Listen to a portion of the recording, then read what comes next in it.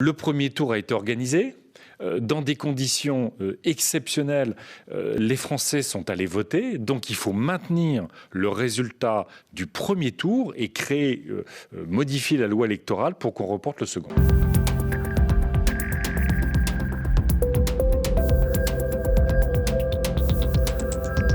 On a beaucoup moins voté, 54,5% d'abstention, c'est 18 points de plus que ce qu'on avait en 2014. Le Covid-19 a donc pulvérisé ce scrutin. Le taux d'abstention élevé que nous enregistrons témoigne cependant de l'inquiétude grandissante de nos concitoyens face à l'épidémie qui nous frappe.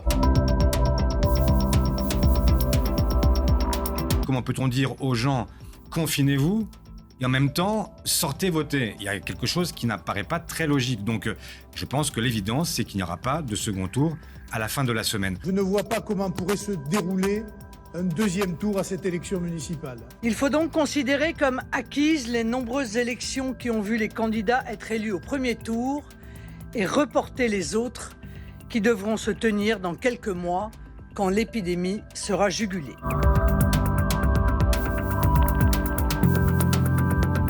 Je demande au gouvernement d'indiquer aux Françaises et aux Français, dans les plus brefs délais, sa décision de maintenir ou pas le deuxième tour dimanche prochain. Les Parisiennes, les Parisiens ne veulent pas et ne doivent pas être privés du débat démocratique légitime sur l'avenir de Paris pour les 6 prochaines années. Il faut que la décision concernant le deuxième tour des élections municipales soit prise à temps. Mais pour autant, la démocratie ne doit pas être mise au placard. On peut très bien reporter le second tour sans pour autant annuler les résultats du premier tour.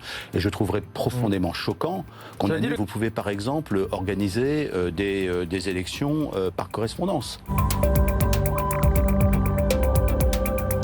Demain, comme nous l'avons fait jusqu'à présent, c'est en prenant en compte l'avis des autorités sanitaires que nous nous organiserons pour le second tour.